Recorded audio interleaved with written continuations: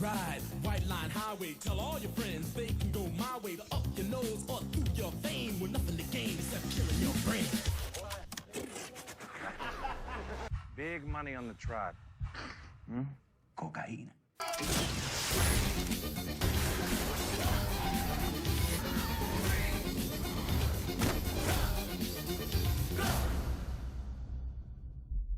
Por el jefe de jefes.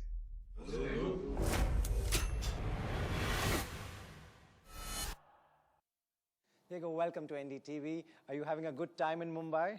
I've been having a fantastic time. I've been exploring Mumbai and finding amazing people here. Right. Great food.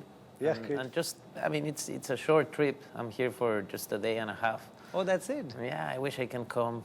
I find a lot of similarities between Mexico and this place. You know? Oh, really? Like what? Could you tell us? Well, there is a feeling in the city that everyone kind of interacts, you know, and you have contrast, Right. a lot of contrast, and that's something that defines the city I live in.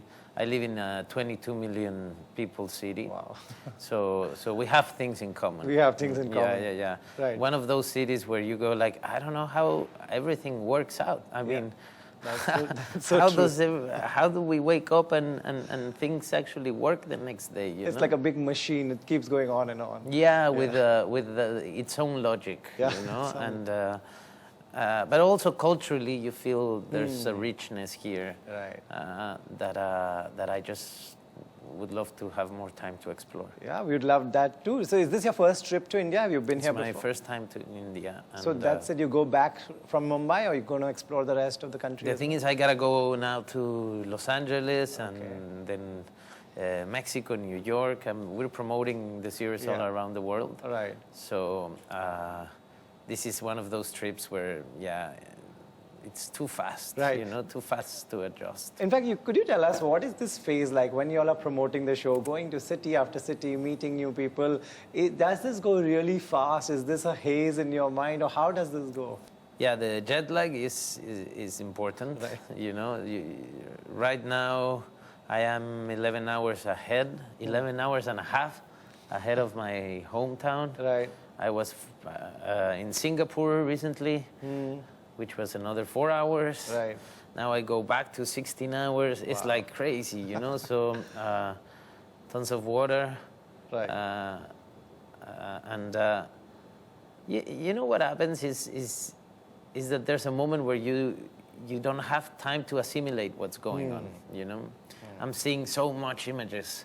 Right. So much. Like yesterday, walking through the city, you know, we went to the flower market. Oh, really? So all the people working there, and you see amazing things and images, but then everything kind of mixes in your head. Right. You know, I need to come back with time with my kids Right. and really get to explore the country. You know, one day. Lovely, I love the food. I'm in love with the food. Oh, and we do have great food. you have again a big similarity to Mexican food. you Yeah, know? Mexican food, of We course. work with a lot of spices and Yes. sauces, and we cook things for a long time. Right. Yeah. Right. So we were in Singapore. You know what Eric said was, Narcos Mexico was eventually going to happen. That was kind of obvious. Do you think that's true? Like, you know, from the earlier Narcos, it's such a story that one day Narcos Mexico would have anyway happened. Well, yeah. I mean, if you understand that Mexico is the door between developing countries and the first world, you know, it's that huge door between the countries that produce it and the Right. big market. Right. You know, in a show where cocaine is the main character, obviously Mexico plays an important role. Important role. And what happened in the 80s is really important to understand the madness we're living in today. You know, in the 80s everything was set. In the 80s it was when they realized that Mexico had to find a way to get involved and control the traffic of it. Right. And that's when the Guadalajara cartel was born. Yeah. And Felix Gallardo, the character I play, is a guy that was one step ahead of everyone, you know, Yeah. and he realized how crucial was going to be controlling Mexican routes. Yeah. And he organized everyone and created a system so everyone could be working with each other, you know. Right. Before it was like a crazy town where people were just fighting each other, you know. Yeah, yeah. And he managed to sit everyone in the same table and say, guys, let's organize, let's divide the country and work together and protect each other. Right. You know, back in Mexico, is this like the most famous story that everybody knows? No. No? No, not at all. In fact, I think very little has been said about the 80s. Oh, really? You know, we're talking, because what's happening today, it's overwhelming, you know. We're living a war. It's been 12 years since the former President Calderon decided to have a war with the traffickers, a frontal war, and that has brought more than 250,000 people killed in 12 years. So there's madness going on in the moment. And I don't think we've reflected enough on how did we get here. Right. And Narcos Mexico is doing that in a very cool and interesting way, because it's a project that has an appeal all around the world. But at the end, is reflecting on what needed to happen for the country to become the mess it is today. Right. And the absence of control that the government has today in Mexico. You know, the character you play, he has so much style, arrogance, swag. How do you get into the skin of this character? Well, reading about him and about the time he lived in, he was a guy that comes from the north of the country, from a town called Culiacan. But he's willing to leave that behind and go to the big city. He moves to Guadalajara, where he sees an opportunity. He wants to be seen more as a businessman, you know.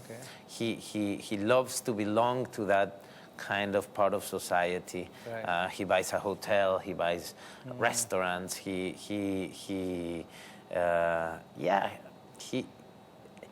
a little bit of a politician, you know. Changes personalities easily, you know, and it's a good liar. Right. Right. Why was it that the politicians really never accepted him? He wanted to cross the line and become one, right? No, they did accept him very well.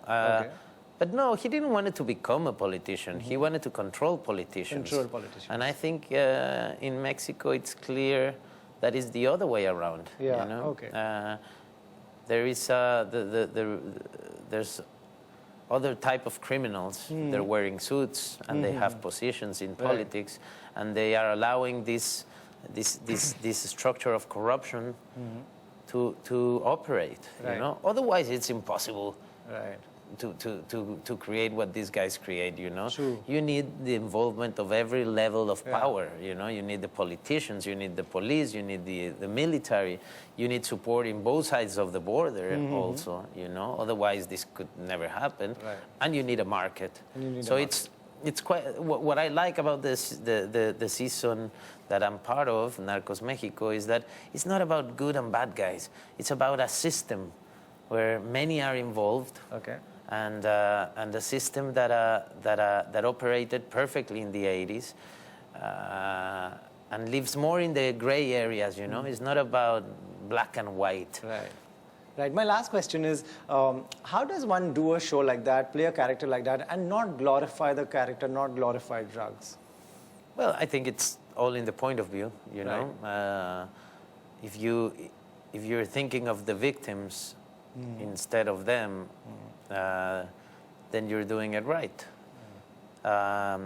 If the season at the end reminds people what cocaine has behind, what stories are behind cocaine, then it's good. You know, the amount of pain and violence that a line of cocaine brings. I think there is shows that have done what you're talking about, but I think the darkness of this one clearly does something different. You know, it's interesting to watch, it's interesting to follow these characters, but you don't want to be part of that world. Exactly. And if you do want to be part of that world, go to a shrink, man, because it is dark. You have to see the 10 episodes, right, and you'll be like, holy crap, this is too much. Great, this is looking very interesting. So best of luck for that, and hope you come back to Mumbai again. I really hope so too, and thank you for the interview. Thank you so much.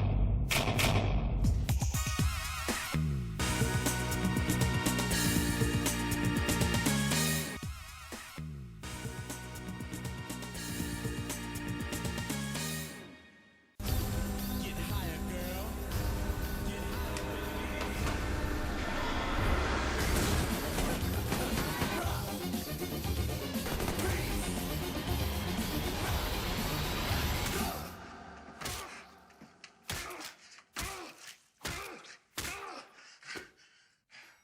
Michael, welcome to Mumbai. Yeah, thank you, buddy. Thank you. Are you having a good time in my city? I am. We went out sightseeing yesterday, and it was beautiful. We were all taking pictures. We went out by a port, and it was by the hotel. It was a Taj. Gateway of India you went to? Yeah, it was so beautiful, man. Right. And I have to say that the drivers out here are very adventurous. Yeah, really? Yeah, people walk, and there's a zoom, and it's like nothing. They're still talking to each other. Phew. It's on my truck, and It's like a video game. they're brave. They're brave, right? Except they win all the time. Yeah, You know, and thankfully.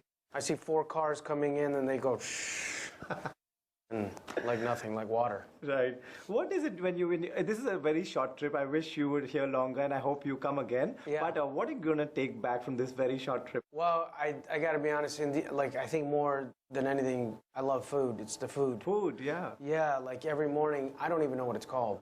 I just say, just give me something, and they give me great sauces. You guys have so many types of bread. Yeah. It's unbelievable. Right. Bread. I think I know masala now. Yeah. I'm just like, Oh, no. put it in my hair now. That's all. Yeah. Right. So we were in Singapore, and that's where we heard Eric said that Narcos Mexico was always going to happen. This was always. Yeah. You think so too? Well, yeah, because before the second season came out, he asked me to be in the show. Right. So after the first season, we met, and he said, I'm doing Narcos Mexico. Would you want to be a part of it? Right. And I said, yeah, it would be great. Second season came out, I think a month later, and then the third season was about to come out, and we started pre-production. And, that's when he told me, at the first meeting, he told me about Kiki Camarena. He said that's a great part, and that's what, he'd be interested in me for. And I said, wow, I think this is great because Kiki's character and his life is so amazing. Yeah. And then about a month or 2 months before shooting, they told me that Diego was going to be in it. I was like, oh, great. That's awesome. I knew him from, when he directed me in a movie. But it's a different dynamic. Right. When they direct you in a movie as opposed to when you just hang out, because they're always telling you what to do. Right. And this time he wasn't telling me what to do, and it's been great to hang out with him and Eric these last couple of days. Right. What is it about a story like Narcos? Usually, all the love stories are timeless. This is a story about drug laws and what happened in Mexico. This is also a timeless story that can be said again and again. What is it about this that world over people still watch this? I think it's because just the notion of corruption, that's very intriguing, Unfortunately, as Americans, we only know the news from North America, Right. and sometimes mainly America, Everything gets swept under the rug. You don't know too much about it. But the fact that the cartels, for them to exist, needed the help of the local police, of the government, politicians. And then in America, there's had to be people that looked the other way, So it's a very interesting way of how it was even allowed. Right. People have watched this just very recently. Is that on your mind when did you ask the makers that, is there a concern that will they watch the same story again? No, because it wasn't the same story again. It's Mexico. Right, it's Mexico. Well, that's like the only thing that's the same is the team, the network, and the subject matter. Okay. Everything else is completely different. Okay, so suppose I have or haven't watched Is it for the people who have also finished binge watched the first season? It can, well, this is first season Narcos Mexico, Narcos Mexico season 1, but it's the 4th season in total of Narcos. So this is, there was the first 3 of the Cali and Colombia. So this is, if you can watch this on its own, Right. But I think after you watch this on its own, you'll want to watch the first 3 seasons as well, yeah. Right. How does one make this tell a great story and also at the same time doesn't glorify gangsters and drugs and cocaine? Well, because they always get caught. They always go down. They Right. always die a horrible death. Or they're in jail? Yeah, they're in jail. The truth of the matter is that there is a little bit of celebration.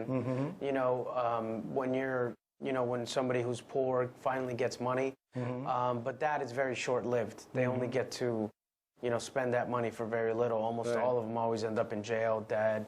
Their family gets killed or friends get killed. Like it's a very rough life. Right. Is it different to shoot movies and a web series, a web show? Yeah. I did, when I was growing up, I was doing television, and they would get shot in like 8 days, for like an hour of drama. Okay. Here, it gets about 25 days. Okay. There's 2 units going on at the same time. Right. There's 2 units of 25, so there's 50 working days. Right. And about 24, I think, days per episode. There's more time, but in a movie you get 60. Right. You can 60 days. So